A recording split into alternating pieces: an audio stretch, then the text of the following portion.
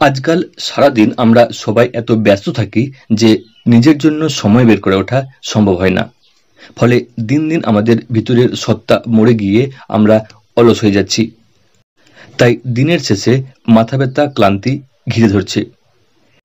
আর এসব সমস্যা থেকে মুক্তি পেতে নিজের জন্য কমপক্ষে 30 মিনিট সময় বের করার চেষ্টা করুন। যেখানেই হোক না কেন এই 30 মিনিট সময় নিয়ে আপনি হাঁটুন। বাইরে যাওয়া সম্ভব না হলে আপনার ছাদে বা বাগানেও হাঁটতে পারেন। মনে রাখবেন, এই সময়টা কোনো ব্যায়াম না করে হাঁটার পিছনে ব্যয় করুন।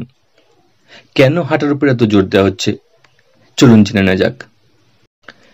নিষ্ক্রিয় থাকার অর্থ শরীরে পেশির শক্তি কমে যাওয়া। তাই হাঁটলে গোটা শরীরের পেশিগুলি নাড়াচাড়া হয়। বিশেষ অণু মস্তিষ্কে রক্ত চলাচলে সাহায্য করে। এর ফলে আমাদের ব্রেনের কোষগুলো বিকশিত হতে পারে।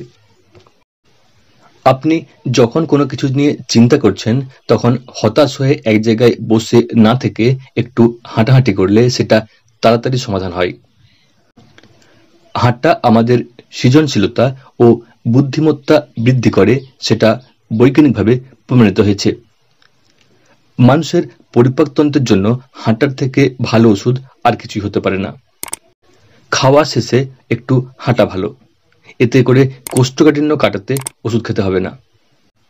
এ প্রসঙ্গে জানিয়ে রাখি দর্শক বন্ধুদের যে খাওয়ার পরে হাঁটা কি উচিত না উচিত নয় এ বিষয়ে আগে থেকে একটি ভিডিও চ্যানেলে রয়েছে। চাইলে আপনি উপরে আই বাটন অথবা এই ভিডিও শেষে এন্ড স্ক্রিনে সেই ভিডিওটিও দেখে নিতে পারেন।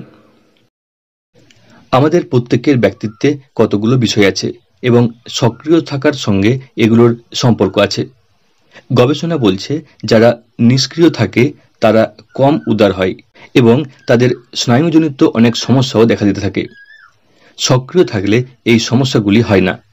এজন্য হাঁটার অভ্যাস গড়ে তুলুন। বসে থাকার সঙ্গে বিষণ্ণতার সম্পর্ক রয়েছে। সাম্প্রতিক এক গবেষণায় এমনটাই দেখা গেছে। তাই হাঁটাহাঁটি করলে শরীরের ব্যায়াম হয়।